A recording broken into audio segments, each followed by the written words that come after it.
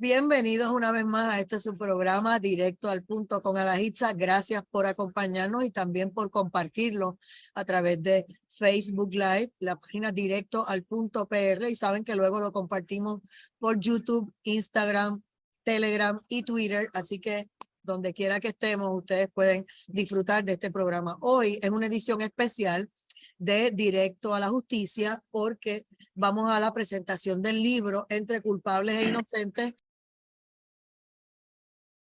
Y el autor está aquí frente a nosotros y es panelista de nosotros. ¿Qué número de programa es este, Francisco Sánchez Rodríguez?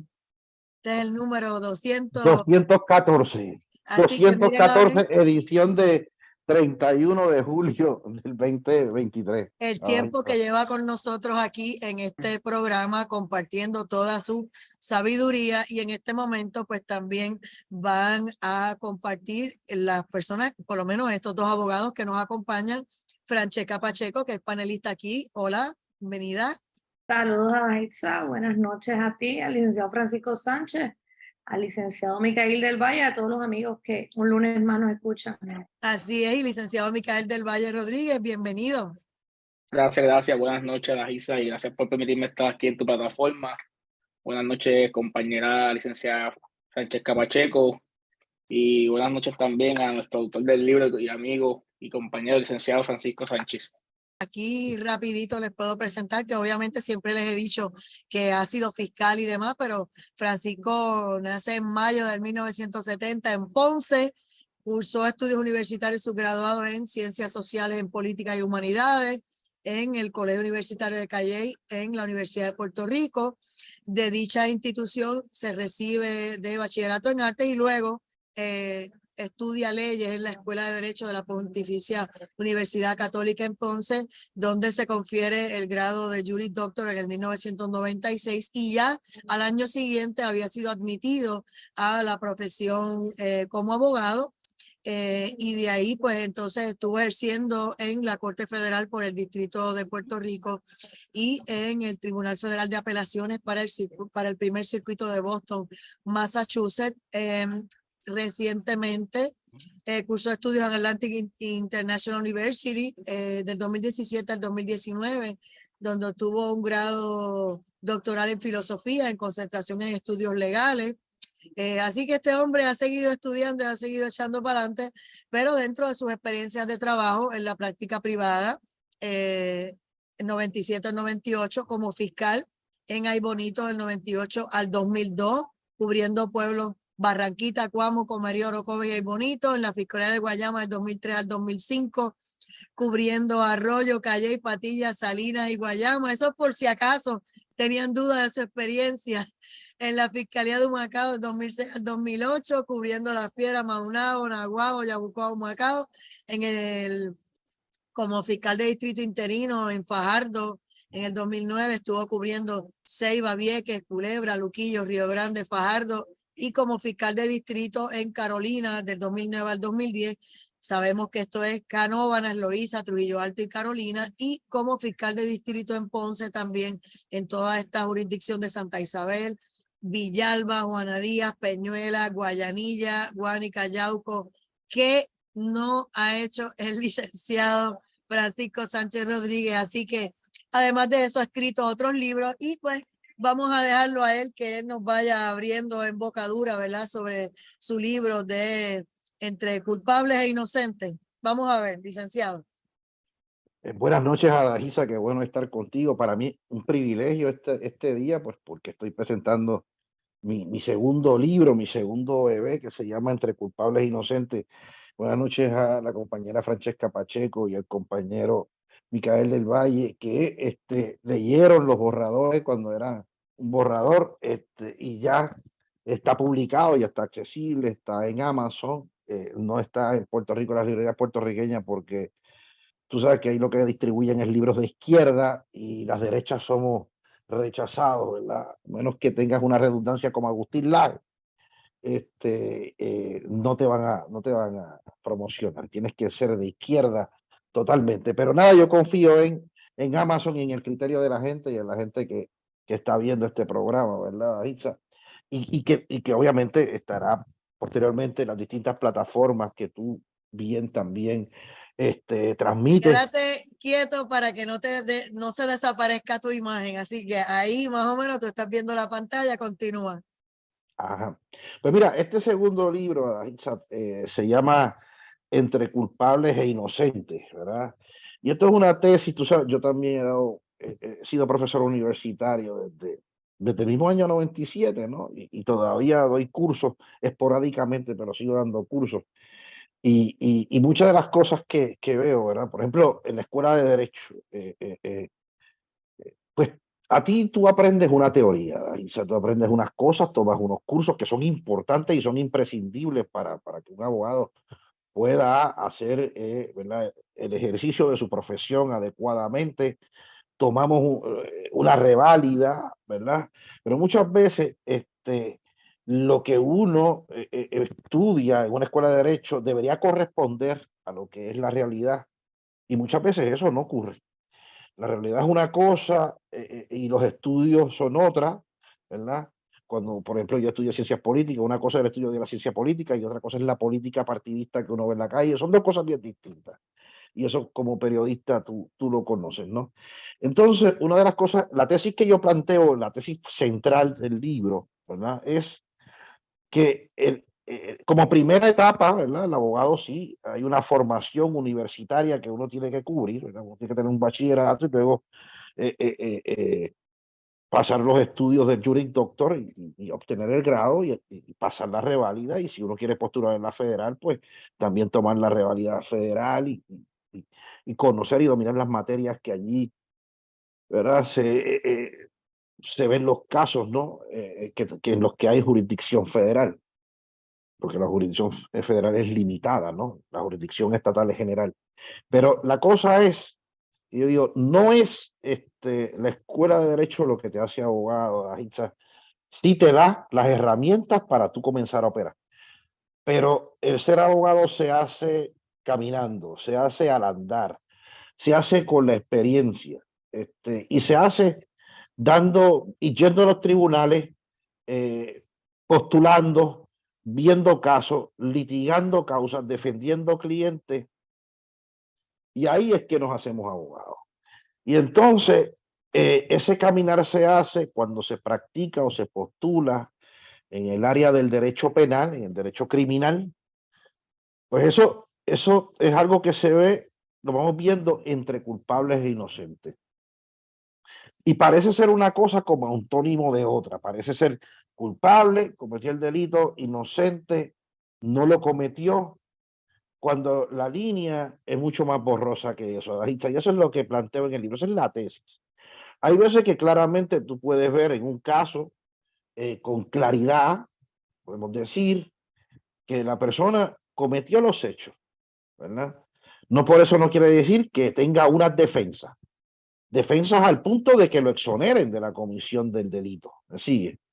Entonces, por otro lado, tenemos una persona que lo acusan y el Estado puso su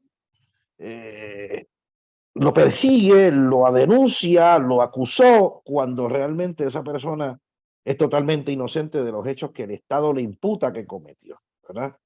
Entonces, este libro, Adahisa, recoge esa tesis de que no, esa línea no es tan sencilla de demarcar, no es como nos divide, por ejemplo, en la política los PNP de los populares.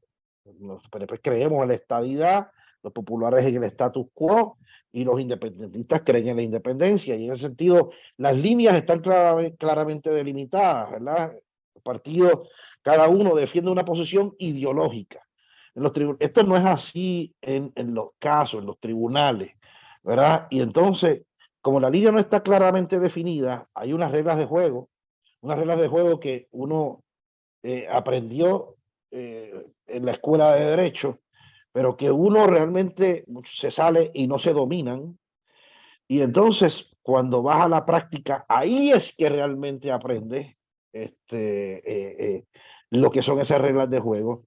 Pero muchos no las aprenden bien, muchos se quedan toda la vida sin aprenderlas, muchos la aprenden demasiado bien que juegan con ellas y las tuercen. Y entonces ahí es que, ¿a dónde va eso? ¿Quién finalmente termina recibiendo lo bueno o lo malo de eso? Pues el cliente, ¿verdad?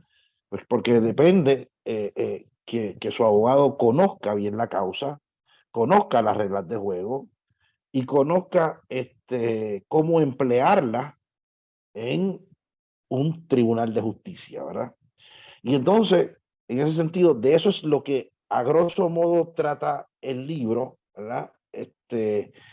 Y va a tener, te voy a decir, tiene nueve capítulos, Adaitza, 9 capítulos. El libro es bastante grueso, si te lo muestro aquí, no sé si lo puedes ver, nada, no lo puedes ver, pero el libro es bastante grueso. Adaitza, no te estoy escuchando, perdóname, Que es un déjame poco ver. difícil porque se ve como transparente, pero no te Sí, apures, sí, después tú lo tienes por ahí, pero es un lo libro proyecto. de 342 páginas, 343 páginas tiene el libro. El libro tiene un sinfín de casos, ¿verdad? Vas Pues con nombres en el libro para que la gente eh, tenga una el idea libro, clara. No estás en hablando el- por encimita.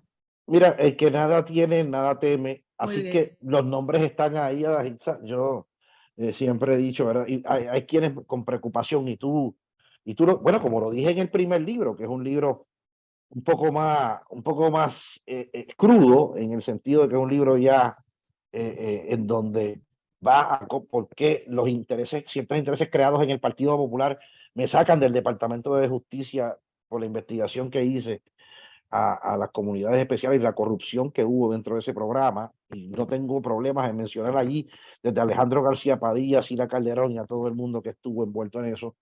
Y en este menos, porque es que mira, los casos, Adaitza, están perpetuados en una cosa que se llama el récord. Récord público está ahí. Los nombres están ahí. Y yo creo que la historia es fascinante en sí, que no hay ni que exagerarla, ni que disminuirla, y que es interesante de por sí, y no tengo que ser sensacionalista para que el libro guste, ¿verdad? La gente que lo ha leído hasta ahora y que me ha llamado me dice, mira, yo empiezo el libro, comienzo a leerlo y no lo puedo soltar. De repente me estoy sentado así, empiezo a leerlo y cuando lo suelto porque me llamaron por una cosa u otra, estoy en la página 60, 70, por decirte un ejemplo. Así que eso tiene el libro en ese aspecto introductorio. Posteriormente voy a compartirte por capítulos y, por ejemplo, el capítulo 1 y el 2 los puedo discutir en conjunto y del 6 al 9, de 5 al 9 te lo puedo discutir en conjunto y de ahí entonces yo introduciéndote algunas de estas historias, porque como te digo, son muchos los casos que yo he visto en mi vida, ¿verdad? Llevo ya 27 años Y veo que los pisando los compañeros que tribunales. están aquí contigo leyeron el libro, así que van a comentar y opinar también. Va a Sí, ser fascinante. por eso es que quiero que en términos de la parte introductoria, Francesca, en primer orden, y luego el licenciado Micael del Valle y la compañera Pacheco, pues en la parte introductoria, ¿verdad? Si están de acuerdo con esa tesis o no. Y si es importante que estas cosas, ¿verdad? Se divulguen, se lean, y que le vengan a ellos como una cuestión de, de por qué deberían leerlo tanto abogados como no abogados, ¿verdad? Porque el libro no está escrito para abogados. eh, y me tomé el tiempo de convertir figuras jurídicas altamente complejas en explicarlas de una manera sencilla, tangible, que cualquier persona pueda entenderla, ¿verdad? Yo creo que ese ejercicio entiendo que lo logré. Así que nada, te dejo con los compañeros Francesca y Micael. Adelante, Francesca. No, pues mira, yo tengo que coincidir con Francisco. No solamente para mí él es un buen amigo, es alguien a quien admiro mucho, él lo sabe. Y he tenido el privilegio de no solamente leerlo, sino de poder conversar con él sobre el libro. Así que Sin duda, los abogados nos vamos haciendo en el camino. Yo no tengo la menor duda de que eso es así, de que es la exposición y es, ¿verdad?, caso a caso como nosotros crecemos y como nosotros aprendemos. La escuela es la herramienta, nos da ¿verdad?, es lo que nos da las herramientas básicas para nosotros poder entender y aprender, pero el ejercicio diario es el que finalmente define un abogado, ¿verdad?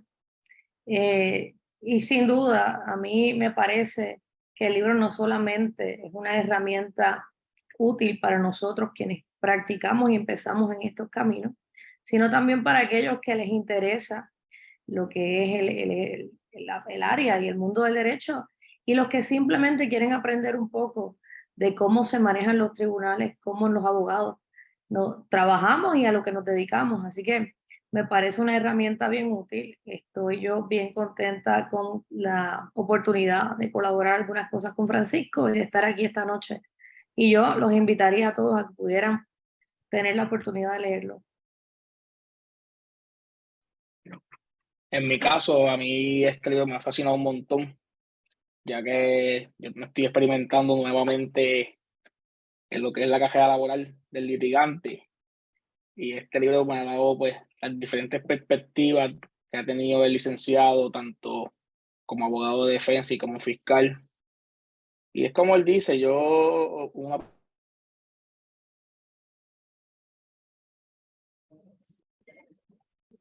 Se frizó.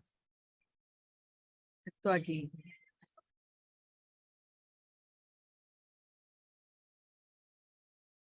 Déjame yo decirle, Espérate, ahora sí. Es que de momento nos frizamos todos, ¿fue? ¿Qué pasó? no, por lo menos yo no creo que, no, pero por lo menos ahí tenemos ya al licenciado del Valle Ok, nuevamente. estoy aquí nuevamente con ustedes. Me dicen si Sí, adelante, por me favor, están escuchando. licenciado Pues como Michael. está diciendo que a mí me fascinó mucho el libro, porque pues como abogado principiante y queriendo entrar en la carrera litigante, el libro me da muchas perspectivas desde los ojos del licenciado Francisco Sánchez, desde que cuando era fiscal y también cuando era abogado de defensa. Tiene demasiadas de figuras jurídicas que las explica para que cualquier persona las pueda entender. Por eso que recomiendo el libro, para que no tan solo abogados, sino cualquier persona lo compre. Y en cuestión de los casos, son casos bien importantes, son casos de naturaleza criminal en el ámbito de asesinato, en la mayoría de ellos, que son casos que cuando tú los lees parecen novela, pero son de la vida realidad. Mira, Adaíra, sobre lo que dice el compañero Micael del Adelante, Valle, Francisco Sánchez Rodríguez. es como él te dice, hay casos desde el punto de vista desde que cuando era fiscal, cuando soy abogado de defensa, se entremezclan entre sí, y comienzo el libro, ¿verdad? El capítulo 1 y 2, con un caso que ocurrió en el pueblo de Cuamo. Ocurrió en el pueblo de Cuamo, donde un individuo de nombre José Bautista Alvarado Figueroa, era el nombre, le decían Nito, asesina a su esposa, y le hace varios disparos a su hija con la intención de matarla, no lo logró, ¿verdad? De hecho, le hace más disparos a su hija que a su esposa, ¿verdad? Entonces, cuando estoy investigando el caso, yo estaba en el cuartel de Ahí Bonito investigando otra cosa de un individuo que iba a matar a su hija a machetazos en Cuamo. Llega a esta situación, y estoy escuchando por la radio, por el retén, específicamente que había 2 personas heridas en el hospital Menonita de Ahí Bonito, porque los llevaron al hospital Menonita, ¿verdad? Que en el centro de la isla es el mejor hospital que hay, ¿no? Y entonces, allí, en ese libro yo describo desde que yo comencé la investigación de ese caso, desde que voy a la escena, desde que entrevisto cada uno de los testigos, donde además de eso, voy narrando y trato de poner al lector en el escenario en donde yo estoy, ¿verdad? Y y en ese aspecto recrear el caso completo y decirle al lector o transmitirle al lector la importancia de una investigación bien hecha, de una investigación completa, de una investigación en la cual el Estado puede estar tranquilo de que puede probar su caso más allá de dudas razonables, ¿verdad? Entonces, lo comparo con un caso, por ejemplo, que no sé si tú lo conoces, Adahisa, pero es el caso donde acusan para allá, para la década de los 50, los 60, los 50, perdón, al doctor Sam Shepard, que es un caso de un cirujano donde también lo acusan de asesinar a su esposa y la línea tenue fue al punto de que lo encuentran culpable, hace un tiempo en la cárcel este médico, luego sale y su vida se convirtió en un desastre porque se consigue un nuevo juicio, se consigue la exoneración de el doctor Shepard y su vida se convierte en una desgracia. Y entonces, por eso es la importancia de una investigación completa, una investigación donde el fiscal entiende que está seguro de que puede probar su caso, ¿verdad? Porque en este caso, al punto,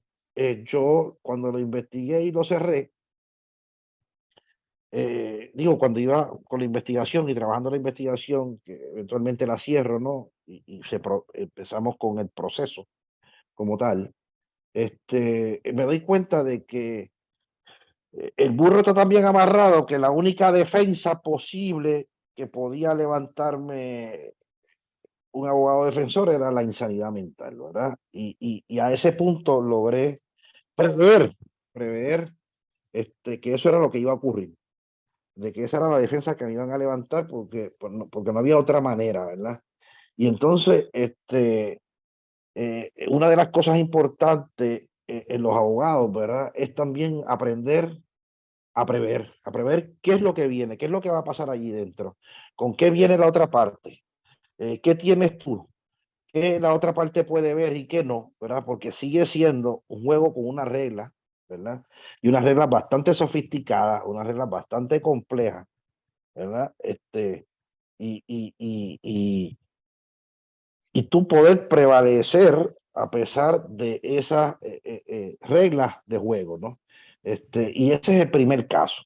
Un caso que claramente se trata de un individuo que es culpable, culpable. Y de hecho, así lo ve el jurado. Y así lo trae culpable en un veredicto que tomó, vamos, muy poco tiempo esa deliberación. Y para los detalles, me gustaría yo sé que Micael y Francesca conocen los hechos del caso, y que expliquen ellos básicamente lo que vieron con la lectura de eso. No sé si estás por ahí, Francesca, quieres comenzar, te lo agradezco. Claro, este caso trata, esta dama era la esposa o la compañera de este señor Nito, que es quien finalmente es acusado de asesinato en primer grado y convicto por ello. Ella tenía una relación algo tormentosa con este caballero, había tenido una orden de protección y él se había acercado a ella, le había hecho varios disparos, tanto a ella como a su hija, y después se fue y le dio la noticia a su yerno y a unos parientes que habían allí cerca a la casa donde estaba el yerno. Como dijo Francisco, por estos hechos se prepararon esas denuncias de asesinato en primer grado por una investigación y una instrucción que da el licenciado Francisco Sánchez, que nos acompaña hoy. Y en esencia, esos son los hechos de ese caso, que a mi juicio lo que muestran es la importancia de una investigación bien hecha. El asunto que trae Francisco en este libro, entre lo que es culpables e inocentes, yo creo que parte en gran medida de esa investigación que hace el Ministerio Público y que debe tener como norte la justicia ante todo. Yo lo he dicho aquí antes, el primer ministerio que debería tener el Departamento de Justicia es justamente el buscar la verdad y la justicia. Y me parece que Eso lo podemos ver allí en ese capítulo, en esos 2 capítulos primero. Micael, ¿qué tienes que decir tú? Pues Micael, te ya, escuchamos. ya que la compañera narró los hechos de este capítulo, yo les voy a decir qué más podemos encontrar en él. Y yo tengo aquí unas anotaciones que hice a través del capítulo y puedan ver cómo el licenciado pudo investigar este caso desde el principio, desde que recibió la noticia, de cómo él fue al hospital, entrevistó a los doctores. Van a poder ver las preguntas que él le hizo para saber qué respuestas él necesitaba para ir atando los cabos, como él dice. Sí, amarrando la vaca fue que usted dijo, licenciado. El Creo que burro, la estaba, vaca, el, como el quieran burro, llamarlo. amarrando el burro fue que usted dijo. También van a encontrar las declaraciones juradas de algunas de las víctimas. Van a encontrar cómo él investigó el móvil. El móvil viene siendo la intención por qué esta persona hizo eso. También en este capítulo van a encontrar las definiciones de lo que es asesinato en primer grado, segundo grado, homicidio, cuáles son las diferencias y los elementos que se deben probar para establecer esa convicción, si es primer grado, si es segundo grado o si es un homicidio. Una parte bien curiosa de este capítulo que, como dije al principio, uno cuando está leyendo el libro se transporta con el autor a la situación de hecho, y el licenciado en una parte colocó que se había ido a dormir luego de hacer una investigación amplia y tan solo durmió como 4 o 2 horas en casa de su Ahora, papá en casa de su papá en Ay Bonito, y luego se levantó para conseguir más declaraciones juradas. También en este capítulo, si más en el segundo, porque este caso es tan extenso que coge 2 capítulos, van a poder encontrar también la apelación bien detallada, bien explicada que habían hecho y que el tribunal apelativo pues no revocó la convicción que el licenciado había conseguido.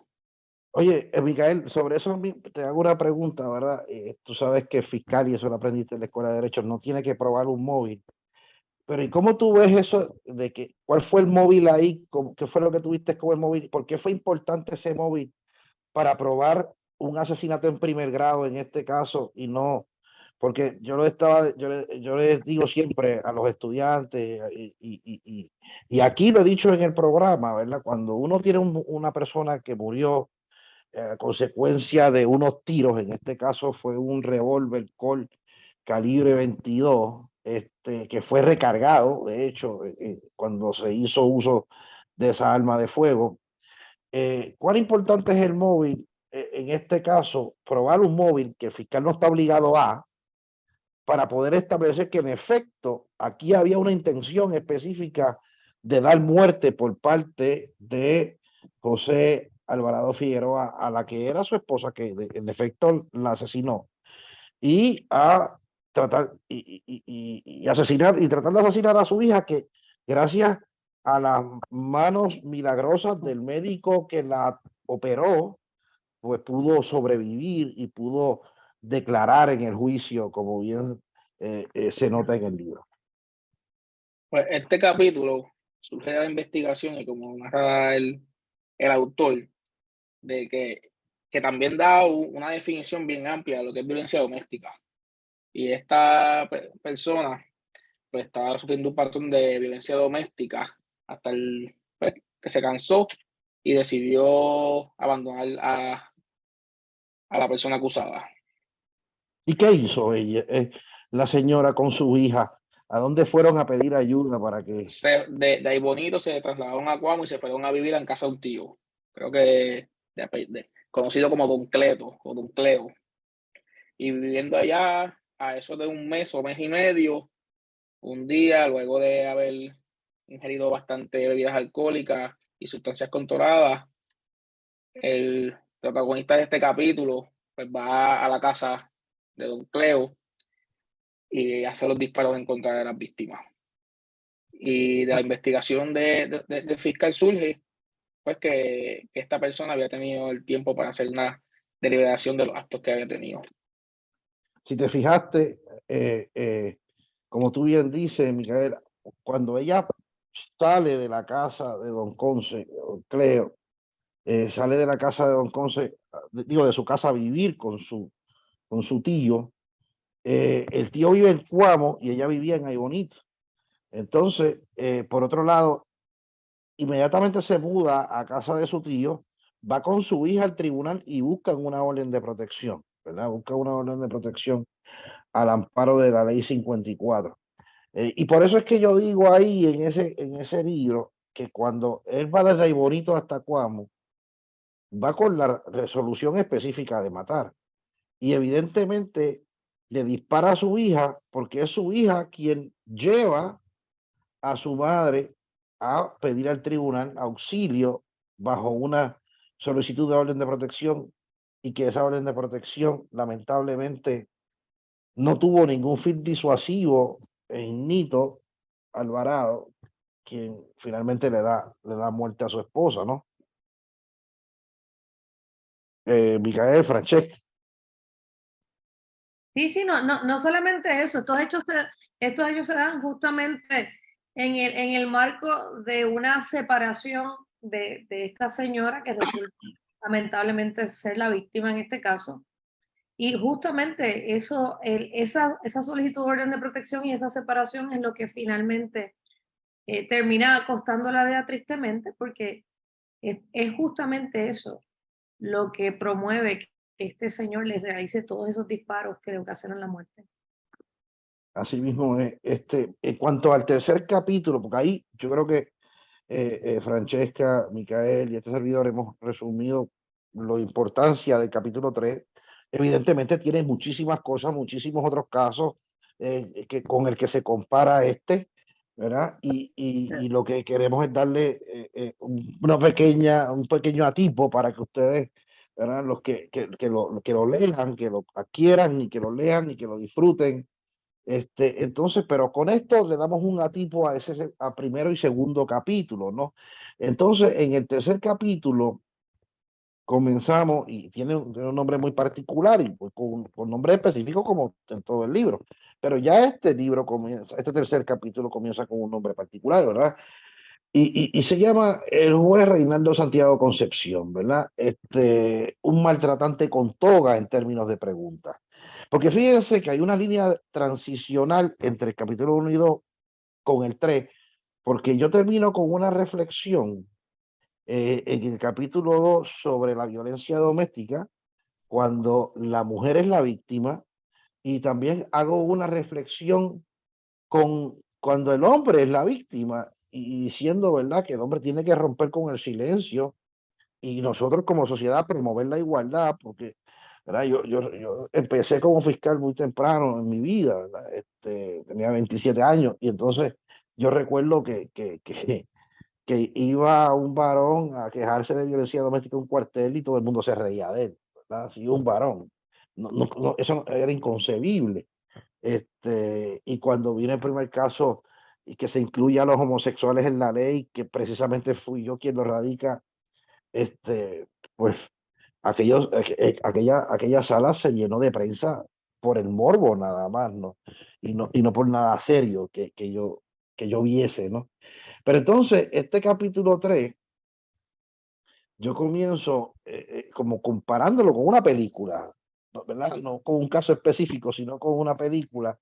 Y claro, aunque Francesca y Micael son jóvenes, son muy jóvenes todavía, quizás no, esa película la han visto porque son fanáticos del buen cine y de lo que es una buena película, ¿verdad? Porque obviamente ellos eran sumamente pequeñitos cuando sale esta película que se llama Sleeping with the Enemy, ¿verdad? Sleeping with the Enemy, para los que nos están escuchando, es una película que es con Julia Roberts, era la protagonista fémina, y Patrick Bergin era el masculino. Pero básicamente plantea Patrick Bergin hacia un personaje que se llama Martin Burney, y Julia Roberts era la esposa de Martin, que se llama Laura Williams Burney. Entonces, Julia Roberts era la esposa que todos los días recibía una paliza de su marido en la película, y eran palizas, pero por cosas que uno, por ejemplo, si ella dejaba un pote de habichuelas mal puesto en el gabinete porque no estaba en una sintonía como la quería el marido, porque era un hombre obsesivo compulsivo y todo tenía que estar extremadamente ordenado. Pues el individuo le daba una paliza y le daba una paliza y le daba una paliza. Entonces, una de las cosas ¿verdad?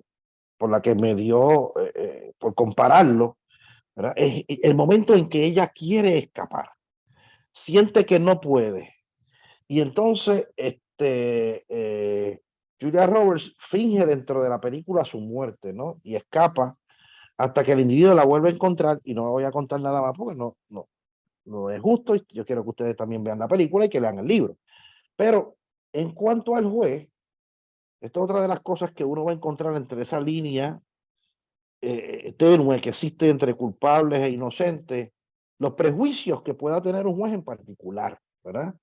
Entonces, Santiago Concepción era un individuo que el Tribunal Supremo hace una investigación en contra de este juez, Reinaldo Santiago Concepción.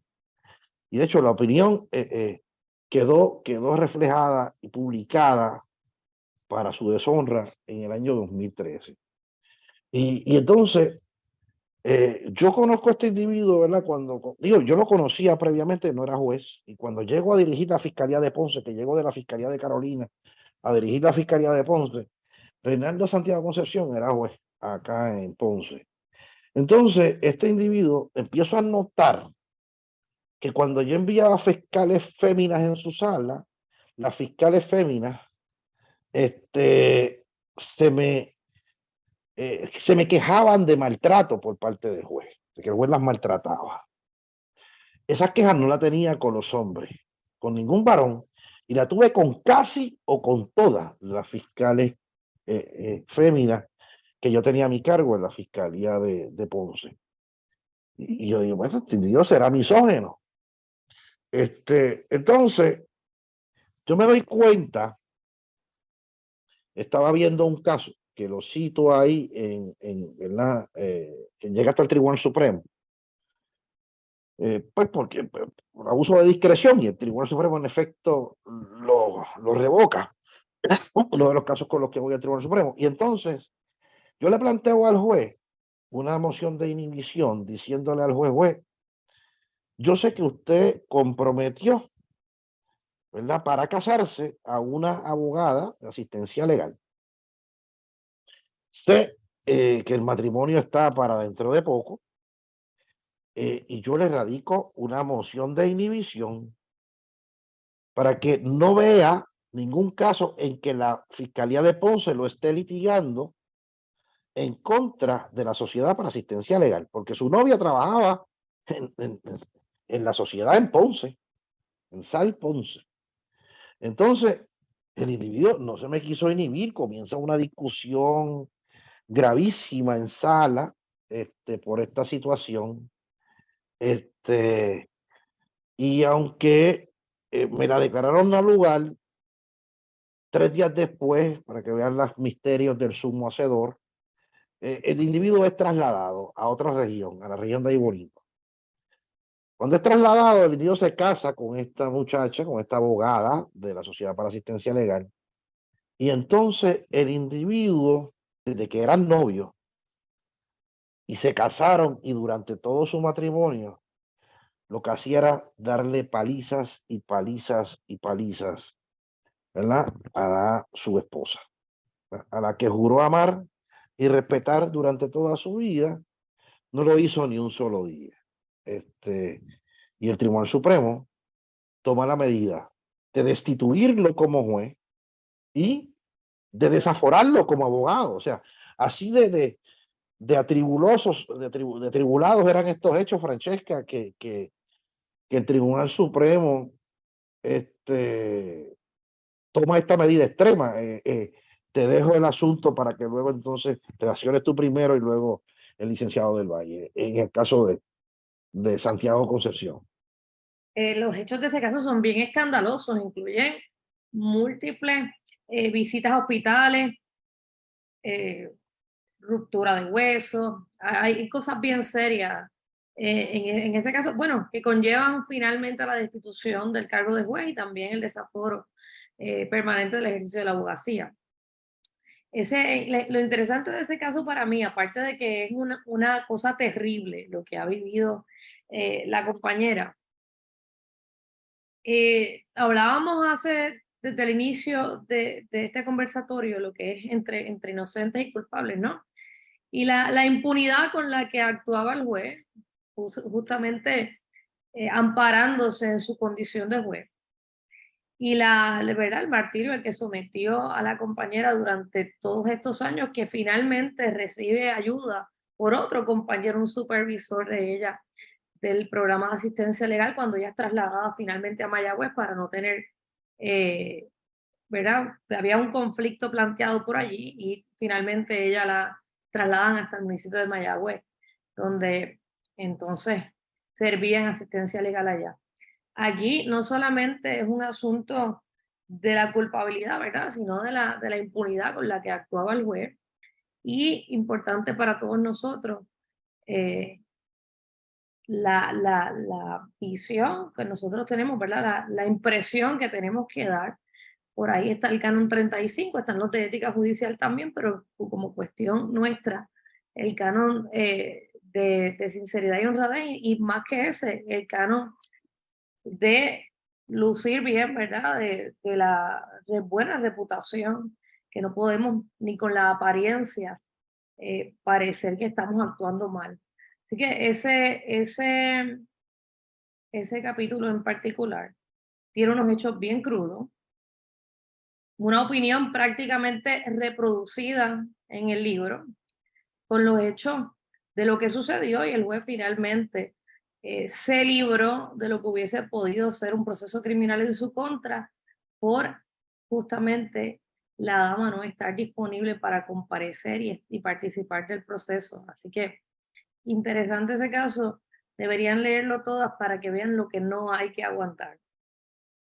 Definitivamente, Micael, no sé si estás por ahí, para que te unas a la conversación. Sí, este capítulo en particular tiene dos vertientes. Una es las cualidades que tiene que tener un juez a la hora de adjudicar, y la otra pues, es ese casito que en este capítulo está reflejado todas las determinaciones de hecho que hizo el Supremo en esa opinión. Y para mí como lector fue un poco impactante. Tiene más de 40 bullet points de hechos que tienen que leer para que entiendan por lo que pasó esta compañera. También en este capítulo también podemos encontrar diferentes noticias referentes a lo que estamos hablando de cómo este juez clarificó en entrevistas de lo que se estaba acusando, y en la última parte pues pueden ver cómo este caso fue referido al panel del FEI. Hubo unas acusaciones, pero pues no terminó en nada. Y eso es importante explicarlo, ¿verdad, Miguel? Porque ella declaró en el procedimiento, la esposa del juez, declaró en el procedimiento administrativo, pero quedó tan maltrecha emocionalmente que no podía seguir con esto. Imagínate, ahí se reportan aspectos en términos de que ella, como bien dijo Francesca, hubo un momento en que él le dio unos puños y fracturó una costilla, por ejemplo. La llevaron a un médico porque estaba botando sangre por el oído y no quería ir a la sala de emergencias para que esto no tuviera una repercusión que afectara al juez. Y entonces, como quiera, el médico no indaga más allá de la naturaleza del por qué esto ocurre, pero sí el médico receta, la atiende en sala de emergencia y hace unas recetas de antibióticos y antiinflamatorios en términos de esta dama. Esta dama, la supervisora, como bien dijo la compañera Francesca Pacheco, estaba notando que cada vez usaba más y más y más maquillaje para cubrir los hematomas que tenía, no solamente en su rostro, sino en distintas partes del cuerpo. Los hematomas que tenía, ¿verdad? Y como ella tenía que estar cogiendo vacaciones y días libres para que tratar de evitar que la viesen con heridas frescas. Incluso tuvo problemas para que sanara una herida debajo del ojo porque ella seguía echando maquillaje, poniéndose maquillaje ahí y no permitía que esa herida cerrara. Entonces, con eso así, con eso visto como lo es, pues ahí es que yo me doy cuenta cuando estaba ocurriendo la problemática con las fiscales féminas que yo supervisaba cuando era fiscal de distrito. Aquí hay un problema de que, y fíjate que el Supremo habla mucho de eso, de la discriminación por razón de sexo. O sea, que el Supremo estableció que es un misógino. Y entonces, ¿cómo una persona, oye, los jueces no dejan de ser seres humanos, ¿verdad? Pero ¿cómo una persona puede juzgar casos de violencia doméstica cuando hay una situación intrínseca de misoginia en su mente? ¿Y cómo tengo eso ante mí? ¿Cómo le promete matrimonio? ¿Cómo esta muchacha, verdad? Desde que eran novios está sufriendo este castigo durante el matrimonio y hasta que finalmente se divorcia. ¿Qué me puedes decir sobre esto, licenciado Micael del Valle? Pues en cuestión del castigo que recibió esta persona, la transcripción de la determinación de hechos del tribunal, pues como dije anteriormente, es bastante fuerte. Podemos ver cómo por mucho tiempo hubo un patrón de agresión en contra de ella. Podemos ver cómo se tapó todo y todo era producto del miedo. En cuestión de este caso, es bien importante resaltar, y lo hace el autor, lo que es la ley 54 en Puerto Rico y cómo la violencia doméstica pues nos está afectando. Así, me parece que es una problemática difícil, ¿verdad? Yo una de las cosas que digo durante el libro son las condiciones que, ¿verdad? Y las características que debe tener un juez al momento para poder ser juez, para poder ser juez. Y no solamente son condiciones académicas e intelectuales, que no hay duda de que las tiene que tener, ¿verdad? Pero hay una cuestión también de valores personales, de ecuanimidad, ¿verdad? De imparcialidad, de independencia de criterio, me parece a mí importantísimo que un juez debe tener. Y que esos valores personales lleven a ese juez a una cuestión, a una vocación real de ser juez, de valentía, ¿no? De que no tenga influencias externas ni internas. O sea, no puede, no puede. Entonces, ¿cómo un juez ¿verdad? Que era así en su vida privada podía adjudicar un caso de violencia doméstica? Pues no sé. Pero es que se notaba, ¿verdad? Se notaba eso en Reinaldo Santiago y se nota, ¿verdad? Esto nos ha pasado. Yo ni vivido en mi vida a unos 7 jueces, sin, ¿verdad? La única que me declararon al lugar fue la de Reinaldo Santiago y mira lo que ocurrió. O sea, que no es una cuestión de que yo estaba equivocado. Eso que tú planteas en el libro también nos dice que muchas víctimas no se atreven a veces a llevar los casos hasta las últimas consecuencias por este tipo de experiencias. Dicen, yo vivir eso, no voy. Así es, Adajita, así mismo es. Así mismo es. Fíjate que esta muchacha que es La burla abogada. y además la burla, porque entonces si la cosa es así, pues tú quedas como embustera, tú quedas como que estás haciéndole daño a alguien. Bueno, ya Francesca sabe como mujer las cosas, ¿verdad? Que se dicen y que uno tiene que entonces esconderse debajo de la alfombra cuando uno no está haciendo nada más que denunciando la verdad. No, y eso yo lo he visto, ¿verdad? En mi práctica profesional, porque evidentemente que soy fiscal, he defendido mujeres en procedimientos de donde solicito una orden de protección en favor de mi clienta, donde yo entiendo que se dan las características, los elementos de violencia doméstica, ¿verdad? Para solicitar una orden de protección en favor de mi clienta, ¿verdad? Entonces, cuando tú ves cosas así que detrás de, ¿verdad? Como un hombre que actuaba de la manera que actuaba este señor, pues podía adjudicar esto a Isa, ¿verdad? Y entonces ahí es que yo me doy cuenta de la problemática que me la imaginé del tiro. Que te digo, es la única división que me declararon no al lugar, que en efecto tuve la razón porque el Tribunal Supremo lo votó por lo que yo dije que era un misógino, de que odiaba a las mujeres, o sea, de que la odiaba, ¿no? Entonces, esto fue lo que aquí pasó, ¿no? Yo creo que algo bien curioso como lector, que viene al caso de lo que estamos discutiendo, que esta compañera era abogada de SAL, Sociedad de Asistencia Legal, y muchas veces SAL pues, defiende casos de violencia doméstica. Y para mí como lector fue un poco atropellante poder leer por lo que ya estaba pasando y pensar y hacerme la pregunta en la mente de cómo esa persona se levanta mañana y cuando le entregan un expediente, que es un caso de violencia doméstica, cómo ella defiende a una persona de violencia doméstica y no se puede defender ella misma. Eso es algo que como lector pues, me vino a la mente cuando estaba leyendo este caso. Mira, hay una cosa que ella dice, Micael, la víctima, que declaran en Tribunal Supremo, y ella dice, yo no sé qué va a pasar mañana. Mañana va a ser probablemente peor, ¿ves? Y ella se acostaba todos los días con esa incertidumbre que el maltrato se agravaba cada día más, ¿verdad? Cada día más, ¿sabes? Y ella no podía salir de ese círculo vicioso, que si no es por sus supervisores, que hacen la querella, ella no salía probablemente, o salía Dios, gracias a Dios que la protegió, ¿verdad? De una forma, quizás como la que yo narro en otros casos en los que hablo en el libro, ¿eh?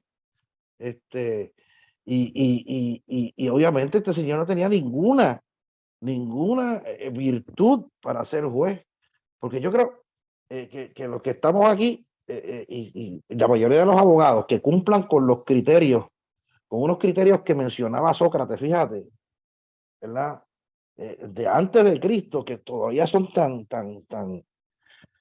pertinentes, que te diría que resume las características de un juez. Lo primero que decía Sócrates era que tenía que escuchar cortésmente. Tenía, segundo, que responder sabiamente. Tercero, prudentemente. Y último, después de que pondera esa prueba, decidir imparcialmente. Interesante por demás, pertinente esas palabras de Sócrates ahí, ¿verdad? Que todavía el día de hoy es lo que caracteriza a un buen juez. Y yo cuento otros casos ahí de que dejo a Micael y a Francesca para que trabajen algunos de ellos. Por ejemplo, el caso de Guillermo, el caso no recuerdo el apellido de Guillermo, pero está ahí en el libro. Y si es un juez muy inteligente, que estoy seguro que nos está viendo por ahí, el juez Aldo González Quesada, un abrazo a juez, González Quesada, que fue el que toma la decisión en este caso, de Guillermo. ¿Te acuerdas ahí, Micael? Sí, este caso de Guillermo, si mal no recuerdo, usted como autor decidió cambiar los nombres, ¿verdad? Las partes, de los poquitos Sí. que tienen En ese por la escena tan difícil que encontró el acusado al momento de llegar a su casa sin avisar. es todo un casito corto que tiene el libro, tiene varios párrafos, se lo voy a resumir un poquito menos para no contarlo completo y dejarle al lector un poquito para que lea. Guillermo estaba casado y había un problema en la casa de una tubería. Guillermo, la esposa de Guillermo le indica que iba a llamar a un plomero para arreglar esa tubería y resulta que el plomero era un amigo de ella, entiendo que trabajaba con ella, no sé si me equivoco. Sí, eran policías los dos, eran policías los dos. Sí. Y cuando están narrando pues, el caso, lo que ocurre es lo siguiente, es que desde la perspectiva de la esposa, cuando están arreglando, esta persona llega a la casa a arreglar la tubería, luego Guillermo llega temprano del trabajo, lo encuentra en la sala y al ver un hombre sentado en la sala de su casa reacciona y agrede tanto a la esposa como al señor. Pero me parece que estás omitiendo una parte importantísima ahí. Yo estoy hablando el testimonio de la esposa, ¿verdad? De ella, De muy la bien, muy bien. esposa. Ahora que vamos a hablar Claro, del otro lado de la claro. moneda.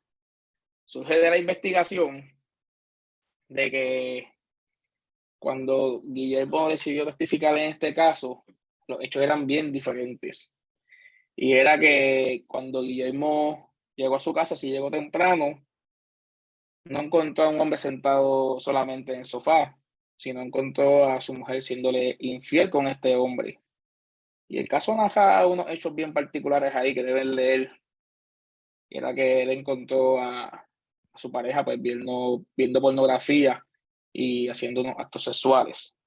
Pues, y su reacción al ver eso fue entrar calladamente por la parte de atrás de la casa, no por el frente como ya narraba. Y sí, hubo un intercambio de golpes. Entiendo que la mujer sufrió un golpe, pero pues, el intercambio mayor fue entre la otra persona y el esposo. En este caso, el autor del libro era fiscal, ¿verdad? En No me ese caso equivoco. sí, yo fui al fiscal y me encontré con ese expediente en sala. Exacto, porque no era un caso vertical, era un caso que usted cuando fiscal se lo asignaron, mira, esto es lo que hay para ver hoy. Usted leyó el expediente y cuando pasó la prueba, que hizo el contrainterrogatorio y destruyó al señor Guillermo, como lo llamó en este capítulo, se dio con la sorpresa de que el juez que estaba pues, viendo el caso decidió darle un dictamen de no culpable. Y ahí hay un poco si uno lee en términos de derecho, uno dice, bueno, están los elementos del delito, pues, pero también hay un punto de justicia. Y es donde entra pues, la equidad y lo que debe hacer un juez. Por eso este capítulo va relacionado a cuáles son las cualidades que tiene que tener un juez. Y en ese juez que, fíjate que, y una de las cosas que digo, como bien dice Micael, cuando hablo de las, ¿verdad? De las cualidades que debe tener un juez, Adahitza, ¿verdad? Y lo que decía Sócrates y lo que dije previamente, ¿verdad? Estudio, inteligencia, conciencia de lo que tiene ante sí, el poder que le da ese juez. Ese juez Aldo González, por ejemplo, Enrique Arias, Quique Silva, tuve tantos jueces buenísimos, Aurelio Gracia, ahora, Ponce, pues, ¿qué te diría? Yo creo que todos los que están en lo criminal son excelentes jueces. La juez Avilés, el juez Serrano, el juez Yabona. Tenemos una serie de jueces en Ponce que somos bendecidos, ¿verdad? Pero no siempre tenemos jueces así, ¿verdad? Como en el caso, porque el de Reinaldo de Santiago es un solo caso. Pero yo te puedo decir que, como te dije, en mi vida yo he recusado 7 jueces, ¿no? Y, y, y, y, y aquí lo importante de un juez es eso, eh, eh, eh, es que sea libre él, ¿verdad? Que ame esa libertad, el bienestar social, tanto propio como social, ¿no? Y, y que tenga eh, esa, esa cosa que cuando la ley no tiene remedio adecuado, como dice Micael, la equidad, la justicia, sea lo que dicte lo que tiene que ocurrir. Eso fue un caso como ese, un caso en que los hechos ocurrieron, porque la agresión ocurrió, pero el escenario que encuentra el individuo que ve lo que vio, pues, actuó. Yo he visto casos en donde, en vez de actuar de esa manera, lo que han hecho es asesinar a las personas que han estado envueltas, ¿verdad? En esa diatriba. Y con esto, pues paso al capítulo 4, a la Gisa Francesca, en el capítulo 4. Mientras estabas hablando, estoy leyendo los comentarios donde te están deseando éxito, felicidades y a todos los compañeros que están, ¿verdad? Los 2 abogados que están contigo. Así que gracias por su sintonía y por escuchar de qué se trata el libro, de verdad, entre culpables e inocentes. Me parece que es importante y como dicen algunos que están ahí, compren el libro, no se van a arrepentir. Continúa. Mira, pues nada, en el capítulo 4, una vez yo salgo de la fiscalía y vuelvo a la práctica privada. Pues básicamente estoy en la oficina y llega este caso. Tengo al alcalde de Santa Isabel, que hoy me privilegio de que es mi compadre y mi amigo. El alcalde de Santa Isabel en ese momento era Enrique Quester Alvarado. Entonces estaba en una actividad en la plaza pública. Y entonces llega, o estaba allí también un representante por el Partido Popular Democrático, Enrique Quester era del Partido Nuevo Progresista. Y entonces llega el representante por el Partido Popular Democrático, ocurre un altercado entre ambos y acusan a mi cliente, que es el alcalde PNP de Santa Isabel, de agredir al representante popular.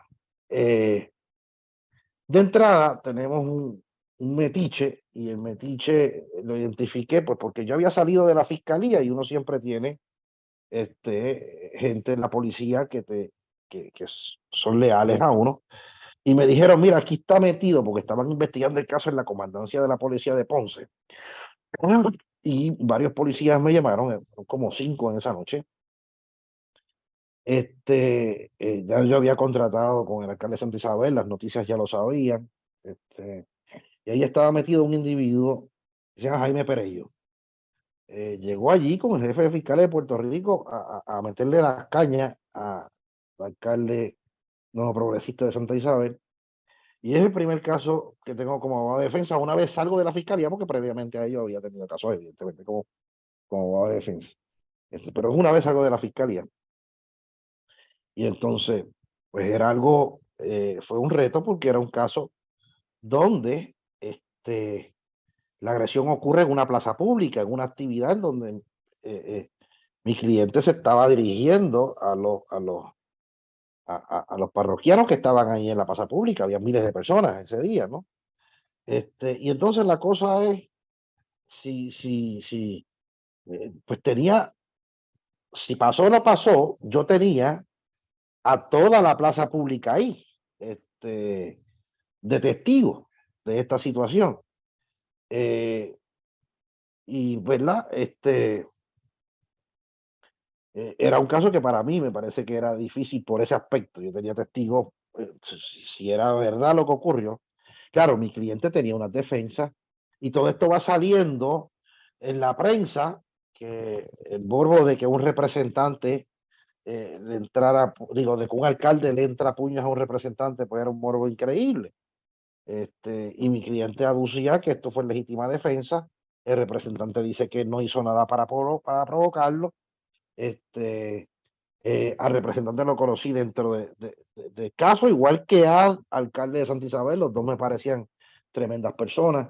Claro, el alcalde de Santa Isabel nos convertimos en grandes amigos, pero el representante era un buen tipo también, ¿verdad? Me parece que esto fue una cosa que se pudo haber evitado si Jaime Pereyó no metía las manos, y este metiche, que siempre tuvo una cara de chanchullero brutal, pues terminó siendo él acusado por el FEI en otro asunto, ¿verdad?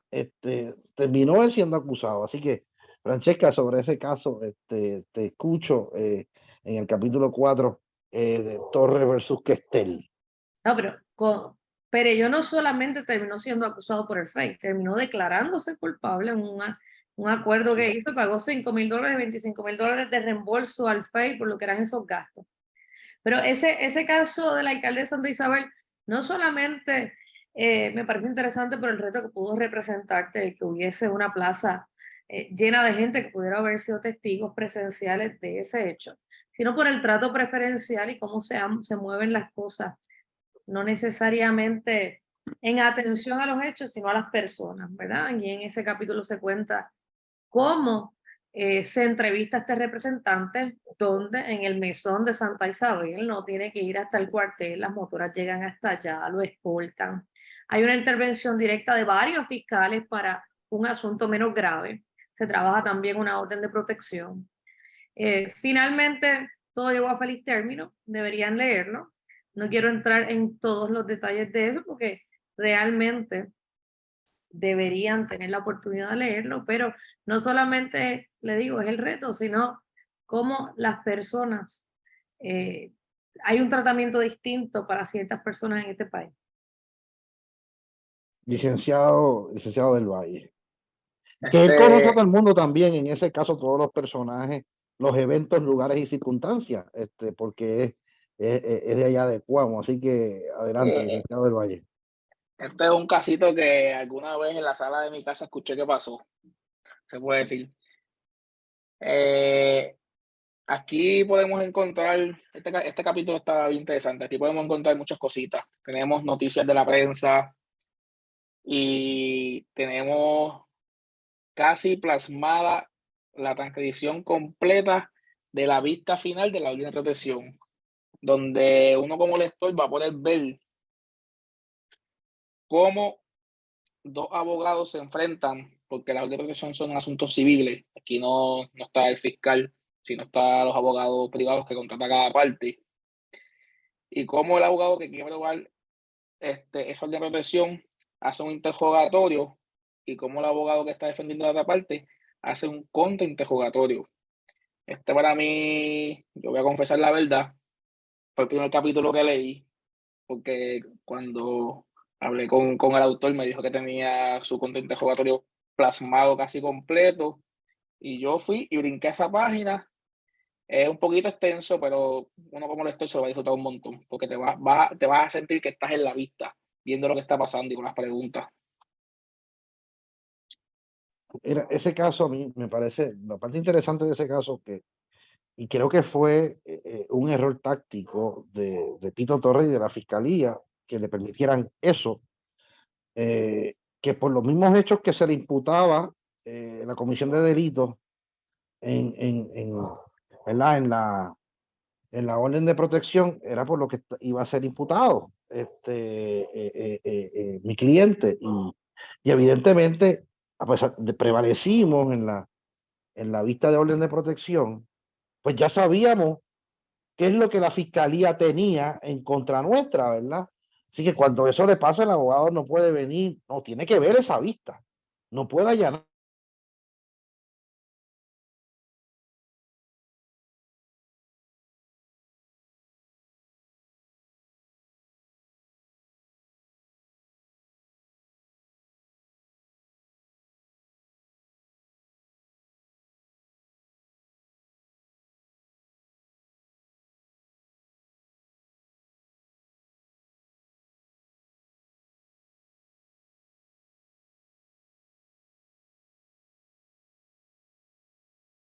De mi cliente, pero yo sí tuve acceso a la versión.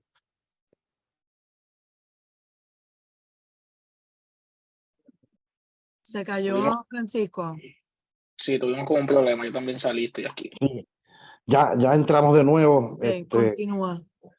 No sé qué parte me quedé, pero bueno, lo que te quiero decir con esto es que cuando pude ver la orden de protección, no sé si Francesca está entrando, o si entra en breve. Estoy aquí. Ok, está allí, ok. Me caí yo solo, nos caímos todos. De repente. Ok. Pues la cuestión aquí es que tuve acceso a esa versión, y eso fue bien importante en el éxito del caso.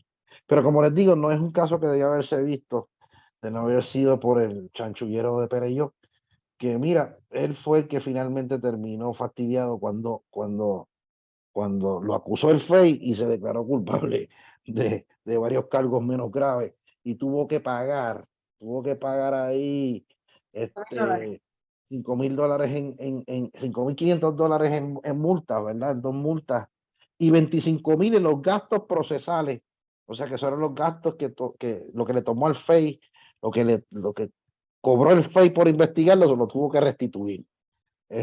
Así de pulcro era este individuo, que estaba envuelto en la cosa esa de Anaudi. Ustedes recuerdan todo ese fiasco que ocurrió, y el caso federal que también tuvo repercusiones. Bueno, y entonces, ahora entro en la última parte, que es del capítulo 5 al 9. Capítulo 5 al 9 es la mitad del libro. Y aprovecho para agradecer al licenciado Francisco Febú Rivera. Francisco Febú Rivera me ayudó mucho en la redacción de esta segunda parte. Así que agradecido, mi hermano, si me estás viendo, un abrazo fuerte. Y entonces, este caso, yo no fui el abogado que vi este caso en instancia. Este caso se vio en la jurisdicción de Fajardo. Mi cliente, ya en el proceso de apelación, se llama Gil Andrew Quintero. Y de Gil Andrew, yo tengo que decir que yo estoy convencido de que Gil Andrew es inocente del caso que se le probó. Mira qué cosa, ahí. Lo defiende un abogado de Carolina, voy a decir el nombre aquí, pero está en el libro. No vengo a echar lodo ni fango, ni el libro pretende hacer eso. Yo veo una realidad que yo estudié en el proceso operativo de este caso, y creo que hubo cierto grado de malicious prosecution en el caso, y que hubo ineffective assistant of counsel, que hubo una asistencia inefectiva de abogado. Creo que se mezclaron las dos cosas, ¿verdad? Dice como el hambre y la miseria, dicen, creo que por ahí, ¿no? Pero es lo que yo planteo aquí. Entonces, en el capítulo 5 del libro, esto es un caso de asesinato ocurrido en Fajardo. Un individuo que encuentran putrefacto, el cuerpo putrefacto, cerca de un área en Fajardo.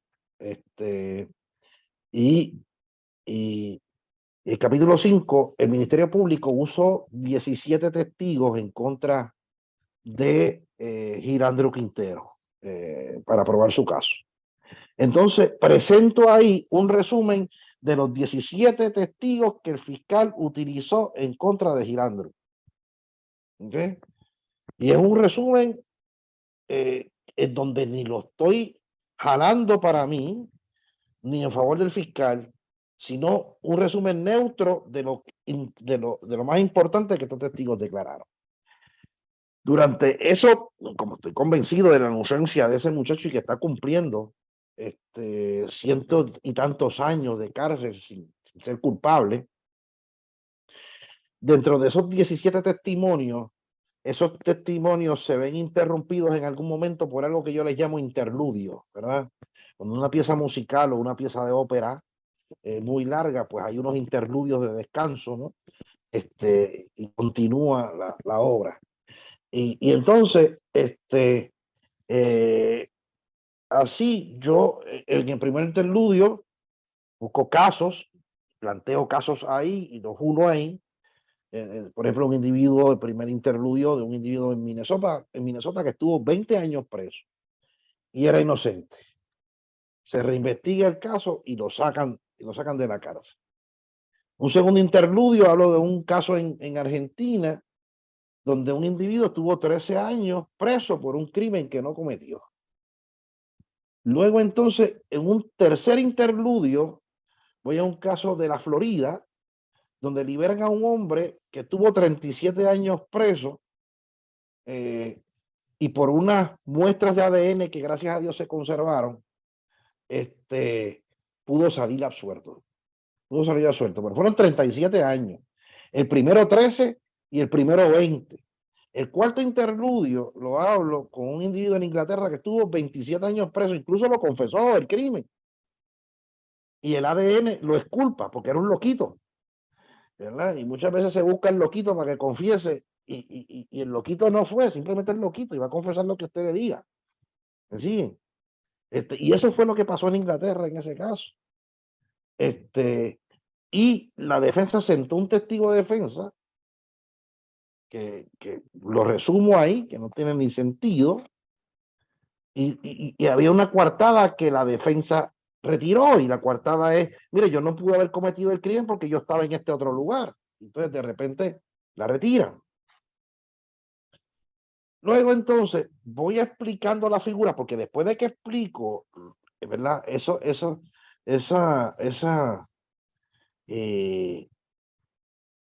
testimonios, hay una figura que yo quiero explicar, que es la duda razonable, que es la primero que explico.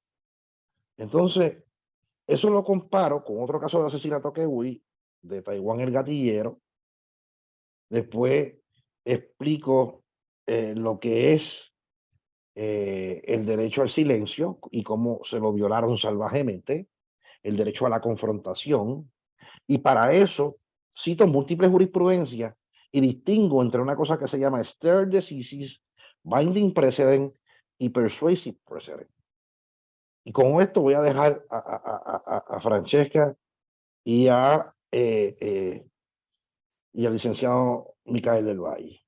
El stare decisis es la Corte Suprema decide algo y se supone que los casos que vengan posterior, que estén hablando de esa misma figura, siga ese mismo caso, siga esa línea, porque eso es lo que se llama un binding precedent, un precedente vinculante. La Corte Suprema no se puede alejar de él. Persuasive precedent, ¿verdad? Pues una sentencia o algo que haya resuelto un tribunal operativo, algo que haya resuelto un tribunal supremo de otro estado. Es un precedente persuasivo porque no es binding, ¿verdad? No puede atar a un tribunal a resolver de esa manera porque simplemente no es así, ¿no? Y explico todas estas figuras y explico lo que es duda razonable, porque si no, no van a entender, ¿verdad?, el por qué yo sostengo que Giraldo Quintero es inocente, ¿verdad? Y nada, comienzo con Francesca y luego escucho a Micael. Adelante, compañero licenciada Pacheco. Ahora sí, ¿verdad? Sí, te escucho perfectamente. Esto es un caso con muchas complejidades, que como dice Francisco, mezclan la complejidad del caso con ciertas violaciones al due process, que él bien discute en el libro. Una de ellas, lo que es el comentar el silencio. Todos, ¿verdad? Los que somos abogados conocemos que el silencio de un acusado no se puede comentar. Eso fue crasamente violentado aquí, no por uno, por varios testigos, por el propio fiscal. También se discute en este caso asuntos de lo que podría ser la prueba exculpatoria. Se trabaja también en este caso asuntos de lo que sería prueba de referencia, ¿verdad? Personas que se toman como cierto lo que han declarado, pero lo que han dicho en un escenario distinto a lo que es la sala del tribunal y se toma para aseverar que algo es cierto. Eso también sucedió allí. Personas que testimonio de ellos se utilizó cuando esas personas nunca se sentaron a ser testigos allí.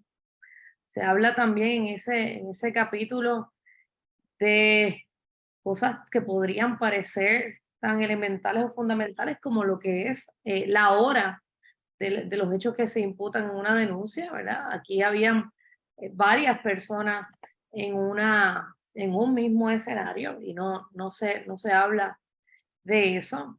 También aquí hay una persona que es el testigo. Corrígeme, Francisco, es el testigo quien finalmente se lleva los aros del carro, escala la casa, Testigo principal. vende la chatarra del carro, y ese es el testigo que tienen ellos y a quien habla de personas que no están allí. Eso se permitió también en ese juicio. Ese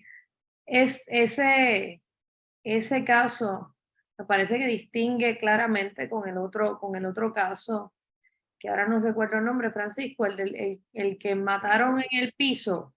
Sí, ese es el CP Taiwán, Pueblo versus Rodríguez Vicente, que llegó al Tribunal Supremo en el año 2008, que el Tribunal Supremo valida esa convicción y es una cosa bien distinta a lo que pasó con Girandro. Adelante, Francesca. No, en ese caso evidentemente había una intención de matar, ¿verdad? No había lo que se llama el cooling period. La persona quería asesinar al otro y después de tenerlo en el piso, lo valió en la cabeza hasta matarlo, ¿verdad? Hay una distinción bien evidente entre ambos casos. Interesante, discute muchas de estas figuras y lo que finalmente dice Francisco, que es por donde empieza lo que es la duda razonable, ¿verdad? Esa duda que debe tener el jurado o el juez a juzgar unos hechos que no se decide con certeza matemática, pero que cuando se toma una decisión, debe haber la conciencia en la conciencia, de haber la tranquilidad de que se ha tomado una decisión correcta. Si no es así, entonces esa es la duda razonable que debería absolver a cualquier persona imputada de delito. Es la mitad del libro, a mi juicio, la parte más interesante del libro. Y la parte más intensa. Así que los invito a todos a leerla. Yo sé que aquí estamos presentando el libro, pero a mí me gustaría que más allá de lo que hemos nosotros conversado, se den la oportunidad de leerlo, porque la realidad para mí fue algo, tuve que leerlo más de una vez para confesarlo, porque no entendí muchas cosas, así que me tomé la tarea de hacerlo 2 veces y hoy estoy convencida de la distinción que hace Francisco entre el caso de Gilandro y lo que es el caso de Taiwán, las diferencias y la importancia sobre todo de la preparación para los casos y de uno emplear emplearse en toda la medida, en toda la extensión y su capacidad, porque en ese caso se hace la distinción propia de que un inocente está pagando una condena de por vida por un error. Micael, Eso antes creo que es de lo más horrible de cualquier cosa que diga el libro de culpables e inocentes, es que un inocente esté preso. mira, así mismo es, Adaísa, yo Sí. presento ahí más de 20 casos. Digo, en ese capítulo yo presento como 8 casos, ¿verdad? De gente no culpable, que tuvieron que cumplir un montón de años de cárcel, ¿verdad? Y yo siempre digo, más vale 10 culpables en la calle que un inocente preso.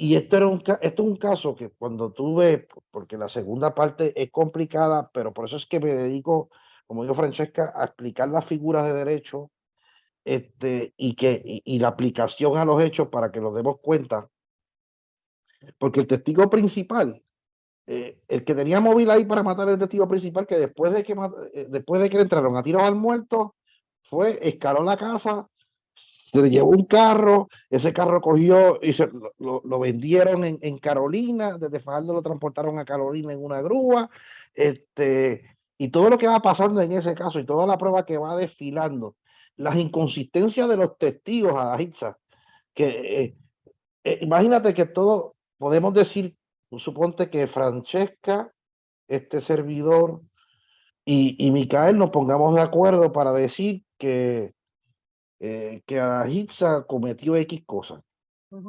Y en lo único que estamos de acuerdo y en lo único que declaramos en la silla de los testigos y que estamos de acuerdo es que hiciste X cosas, pero cuando vamos a las particulares para probarte esa X cosa, Adahitza, en todo lo demás son incompatibles nuestros testimonios. Y así lo encontraron culpable y así fue preso. Y así fue preso.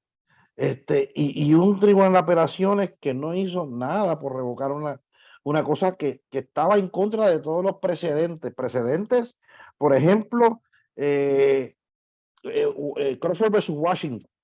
Crawford versus Washington es el precedente más importante en términos de la sexta enmienda federal, lo que es el derecho a la confrontación, ¿verdad? De la sexta enmienda. Ese caso parecía que nadie lo había leído allí, en esa corte. Eso nunca lo habían visto, vamos. Y mucho menos la progenie de Crawford, tú sabes. Allí no conocían nada de eso.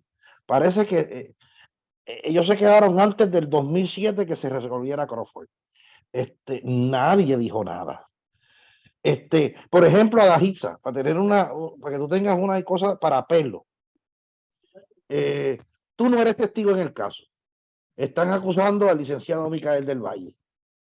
Entonces, viene la licenciada Francesca Pacheco, declara Francesca Pacheco su versión de los hechos, y dice, y además, Adahitza Cortés dijo también que fue Micael, sí, y yo quiero que te escuche lo que dijo Adahitza, que no estaba ni por los centros espiritistas, ¿ok?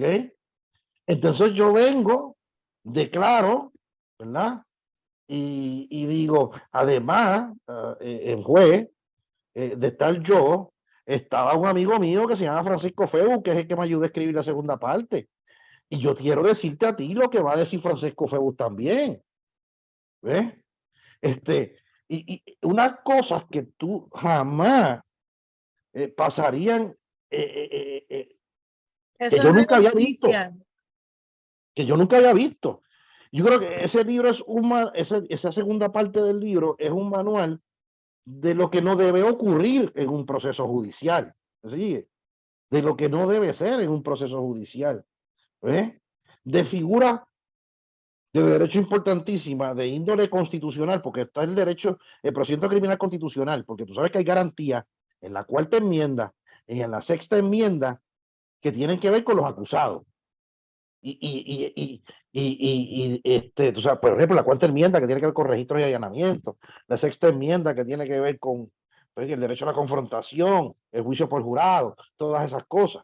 Y eso ha desarrollado una serie de controversias que tú y yo hemos discutido aquí junto con Francesca y los demás panelistas sobre jurisprudencia constitucional criminal. Pues, eh, eh, ahí yo planteo una serie de figuras de entronque constitucional federal que nadie las entiende, Adaísa. Yo no sé si es que los casos están en inglés, no hacemos nada, pero realmente son cosas que a mí yo no concibiría, no concibo que Como ocurran en una sala. seguro. ¿Eh? ¿Cómo cerramos esta edición? Te ¿Qué les quieres dejo, dejar en la mente a los que nos están viendo y escuchando y que les interesa comprar el libro? Obviamente quisiera una ronda. Voy a empezar por Francesca, tu comentario final de la noche sobre todo lo que hemos hablado y sobre el libro. Compren el libro, léanlo. importante. No, realmente a mí me pareció un libro excelente, no porque lo haya escrito Francisco, hemos tenido ocasión de hablar sobre esto. Esa última parte de manera particular a mí me encanta. Es una educación continua lo que nos han dado allí. Así que realmente el que tenga interés por lo que es el derecho o por conocer un poco más, aunque no sea abogado, esta es la oportunidad con ese libro. Esos 19 años en la fiscalía no fueron poca cosa. Y después que mencioné todos los pueblos que corrió y trabajó, imagínate, de lo que sea, él sabe. Porque mira que el crimen en Carolina, en Ponce, en la montaña, donde sea, demasiados casos. Licenciado Micael del Valle Rodríguez, ¿qué nos dice para cerrar la noche? Primero que nada, les exhorto que compren el libro. Este libro no está hecho solamente para abogados, está hecho para todas las personas. Ahora que es bien común en nuestra sociedad ver los casos que están saliendo por televisión, si usted se lee este libro, usted va a entender tantas figuras jurídicas porque no están hechas para tener unos estudios previos. Usted puede leer el libro y ver cómo el licenciado las depura y las explica y te da hechos para que las entienda, que le va a fascinar y le va a encantar. Yo le suelto a todo el mundo, sea abogado o no sea abogado, compren el libro, denle la oportunidad. Esto es una enciclopedia de derecho hecha para todo el mundo. Y el licenciado Francisco Sánchez Rodríguez, comentario final, no solamente del libro, sino algo que se te haya quedado que quieras decirle al pueblo de Puerto Rico.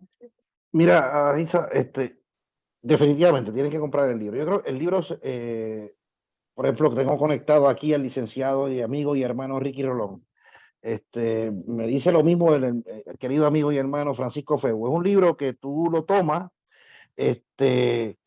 y lo comienzas a leer, porque no es un libro escrito para abogados únicamente, sirve también, como no, para transmitir experiencia, pero es un libro escrito para cualquier persona, ¿verdad? Que tenga, que le guste, que le interese en estos temas en el género true crime. Y es un libro que tú lo comienzas a leer a la vista y no puedes soltarlo porque me parece que eso que quedó interesantísimo por demás. Que el libro se deja leer. Perdona que te interrumpa, pero en Puerto Rico cualquiera, porque aquí hay abogados de Twitter, de Facebook, abogados de pasillo que juzgan y que sentencian y meten preso y mandan a la horca a cualquiera. Así que a esos que les encanta estar opinando les debería interesar el libro, para que no esté diciendo tonterías y cuando hablen, hablen con propiedad y puedan opinar y analizar y juzgar, porque aquí la gente te mete preso, como digo, o te mandan ya a 99 años sin saber nada de justicia. Adelante. Y pues nada, eso es lo que, ¿verdad? Que los invito a que lo lean. Más que nada es una reflexión sobre lo que es el sistema de justicia y sobre lo que es el sistema de justicia criminal, ¿verdad? Y esos pasillos a veces uno no los entiende. Pues esto es una buena herramienta para entenderlo, de qué es lo que hay, qué es lo que se ve, que todos los seres que están en ese juego son humanos y que nos equivocamos pero que queremos hacer un mejor mundo. Y hay otros que no les importa hacer un buen mundo. Hay jueces que son unos irresponsables. El 95% son gente buena, honorable, inteligente y comprometido con la judicatura. Hay un 5% que no sirve. Eso es la verdad. Con abogados es igual. Con fiscales es igual. Ese es el sistema, ¿verdad? Pero la mayoría es gente buena, gente comprometida, gente honesta. Y la línea es bien tenue. Y yo creo que el libro sirve para manejar eso, para empezar a tirar un diagrama de por dónde la línea debemos trazarla entre culpables e inocentes. Muchas gracias, Hitz. Gracias a ti, Francisco, por permitirme que aquí en Directo al Punto la gente conozca sobre tu libro, Culpables e Inocentes. Gracias a Micael del Valle Rodríguez y a Francesca Pacheco, licenciados, abogados de nuestro Puerto Rico, que dijeron presente para dialogar con nosotros sobre este tema. Así que nos mantendremos hablando de culpables e inocentes porque en Directo a la Justicia eso es lo que hacemos, hablar sobre temas legales, sobre a veces los análisis en otros lugares que dan grima y ellos tienen que tratar de arreglar un poco para que la gente entienda lo que está pasando y no sean inducidos a error en sus opiniones. Así que gracias, licenciado Francisco Sánchez, y a ustedes. Y obviamente pues los invito a mantenerse en sintonía con Directo al Punto todos los lunes en Directo a la Justicia de 7 a 8 de la noche. Que la pasen bien, linda noche. Buenas noches.